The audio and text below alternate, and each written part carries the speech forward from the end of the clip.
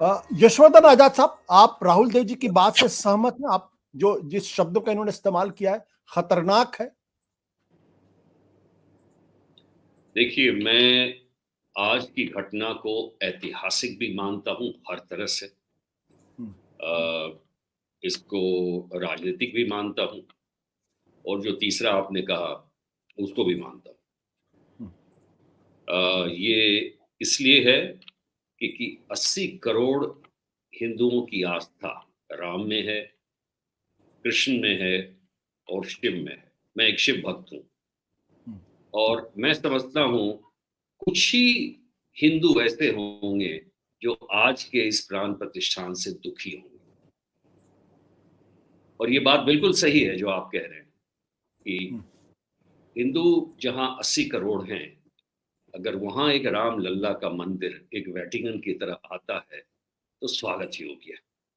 मैं उसकी पुरानी बात में नहीं जा रहा हूं, मैं अभी की बात में जा रहा हूं। और अगर राम, कृष्ण और शिव ये तीनों मिल जाए तो एक फुलफिलमेंट जो एक हिंदू को है वो बिल्कुल। अब रही बात राजनीतिक की, बिल्कुल राजनीति का जम के प्रयोग किया गया है, इसमें कोई शक नहीं। नहीं तो ये जो प्राण प्रतिष्ठान है रामनवमी को होना चाहिए। ये भी उचित होता कि जितने भी इसमें सेरेमनी के साथ जो है उसमें चारों शंकराचार्य को होना चाहिए। तीसरी बात, यह भी सही है कि इस कार्यक्रम में जहां तक जनता के प्रतिनिधित्व का सवाल है तो सिर्फ उसमें प्रधानमंत्री और लीडर ऑफ ऑपोजिशन को होना चाहिए था। इसमें गवर्नर साहब की जरूरत नहीं थी, ना यूपी के सीएम की जरूरत थी। इस प्रकार कई सारी चीजें हैं जिसको अगर हम करते, और जैसे कि ये 72 नदियों का पानी लेना, एक एक पंडित होने के नाते मैं ये तो कह ही सकता हूं कि कितनी ऐसी चीजें जो की गई हैं वो राजनीतिक है, बिल्कुल शुद्ध राजनीतिक, इसमें कोई शक नहीं।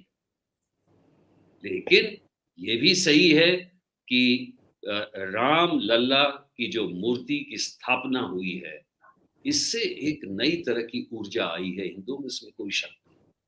और इसको हम, ये भी मैं कहता हूं, चाहे राजनीति हो या नहीं हो, 80 करोड़ हिंदुओं की जो अभिलाषा है, जो जो उनका ये है, उसको आप ताक में रह के आगे नहीं बढ़ सकते।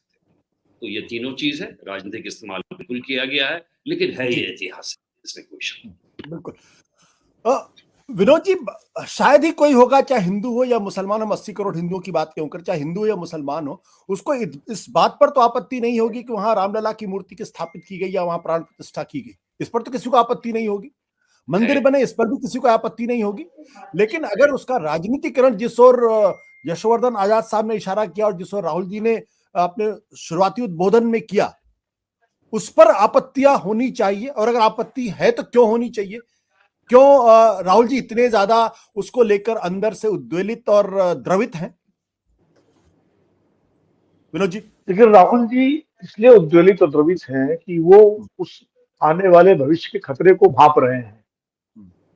तो हो सकता है आज ना आए, 5 साल बाद आए, 10 साल बाद आए, लेकिन अगर यही सिलसिला इस तरह रहा तो निश्चित रूप से वो मान रहे हैं कि आगे आने वाला जो समय है, जो रेडिकलाइजेशन का जो खतरा है हिंदू समाज का, उसको वो भांप रहे हैं, इसलिए वो उद्वेलित है। और मुझे लगता है कि वो कोई भी संवेदनशील व्यक्ति जो हिंदू धर्म के मर्म को समझता है, हिंदू धर्म के अध्यात्म को समझता है, वो निश्चित रूप से उस चीज को कहीं न कहीं भांप सकता है। देखिए, राम मंदिर के आंदोलन का चरित्र शुरू से ही राजनीतिक था, और ये जो राहुल जी ने कहा, ये उसका चरम है आज का। जब मैं उस समय की बात नहीं कर रहा जब 1983 में मुजफ्फरनगर में पहला सम्मेलन हुआ हिंदू जागरण के नाम पर, जिसमें राम मंदिर के मुद्दे को उठाया गया, उसका चिंतन उस समय राजनीतिक नहीं था। लेकिन जब भारतीय जनता पार्टी ने इसको अपने एजेंडे में शामिल किया और उसके बाद आडवाणी जी ने जब रथ यात्रा निकाली, तो राजनीतिक क्षेत्र वहीं से शुरू हो गया। वो जॉर्ज फर्नांडीज का इंटरव्यू अभी सोशल मीडिया पे काफी वायरल हो रहा है, जिसमें आडवाणी जी ने उनसे कहा था कि आपने हमारे लिए रास्ता ही नहीं छोड़ा, जब आप मंडल लेके आ गए तो हमको तो मंदिर के लिए आगे बढ़ना ही था, इसके अलावा कोई रास्ता नहीं था। तो इसका मतलब यह है कि राजनीति तो इसमें शुरू से थी। सवाल ये है कि दाल में नमक जैसी थी या अब नमक में दाल हो गई, ये फर्क था कि राजनीति पहले दिन से थी और लगातार होती रही और उसकी फसल को जितना भुनाया जा सकता था उसमें भुनाया भी गया।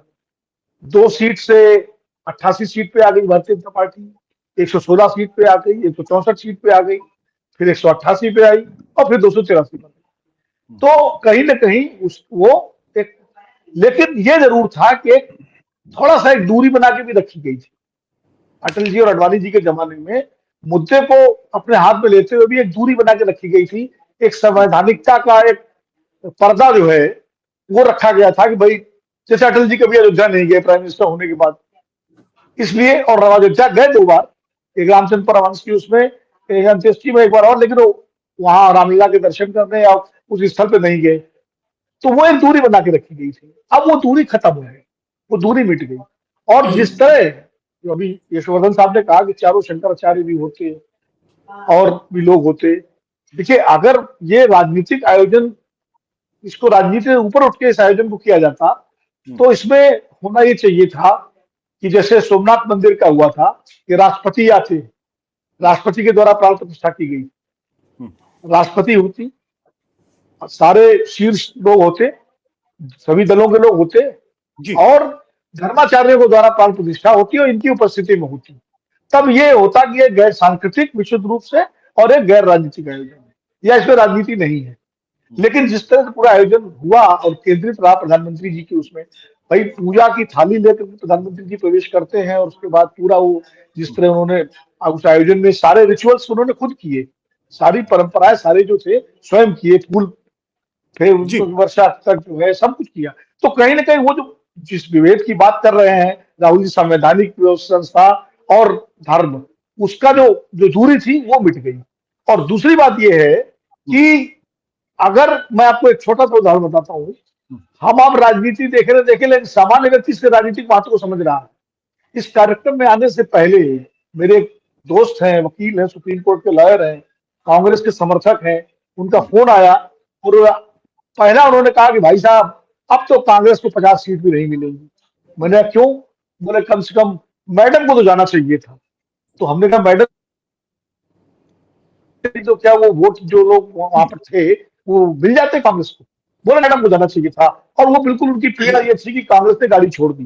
तो ये बात मैं इसलिए कह रहा हूँ कि ये राजनीति इसके पीछे जो है वो एक आम आदमी समझ रहा है। और इसका जिस तरह आज प्रभात फेरियां निकली, जिस तरह जुलूस निकले, जिस तरह पटाखे छूटे, जिस तरह, तो इसका पूरा एक राजनीतिक आयाम है इसका। ये बात सही है कि घटना बड़ी है, ऐतिहासिक है, अविस्मरणीय रहेगी लंबे समय तक, लेकिन अगर उस तरीके से होती तो शायद ज्यादा बड़ा अमिट छाप छोड़ती। सत्य हिंदी का ऐप डाउनलोड करें गूगल प्ले स्टोर पर।